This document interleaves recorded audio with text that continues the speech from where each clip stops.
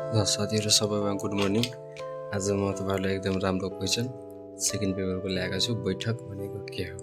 What is meeting? Meeting भनेको के हो? यसको उद्देश्य प्रश्न पार्नुहोस्। कहिलेकाहीँ यो डिजिटलाइज भन्दा कपीमै राम्रो लाग्छ। सो मैले कपीमा आज गर्न खोजेँ। यो बैठक भनेको के हो त साथीहरु? हेर्न सक्नुहुन्छ।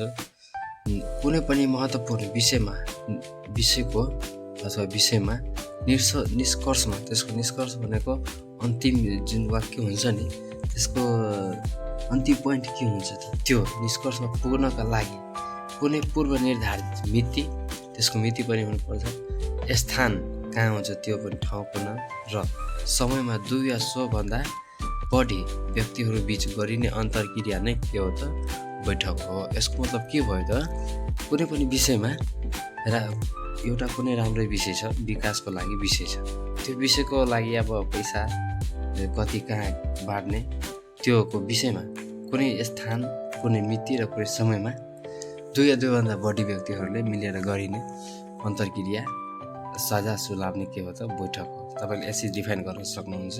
अरू तरिकाले धेरै तरिकाले डिफाइन गर्न सक्नुहुन्छ। मेरो सुझावमा चाहिँ यस्तो हो।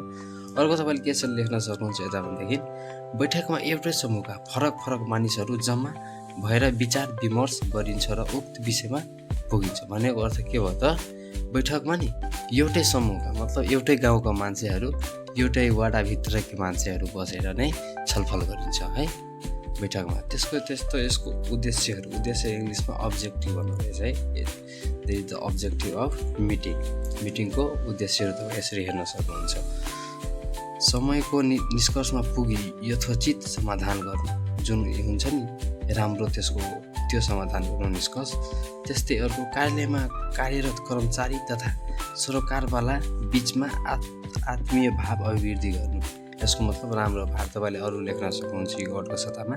यो अलि जटिल वर्ड छ आत्मीय भाव भन्ने, राम्रो भाव प्रकट गर्नु भन्ने खोजाया। त्यस्तै निर्णय प्रक्रियालाई वैधानिकता दिनु। कुनै पनि निर्णयलाई राम्रोसँग त्यसको बोली अब त्यो सानो छ भने त्यसलाई हेपेर हैन, त्यसको बोलीमा यदि राम्रो दम छ भनेदेखि त्यही बोलीले सबैले फलो गर्नुपर्छ त्यो भन्न खोजेँ। त्यस्तै कार्यालय सञ्चालनमा उत्पन्न भएका बाधा अड्चन फुकाउनु।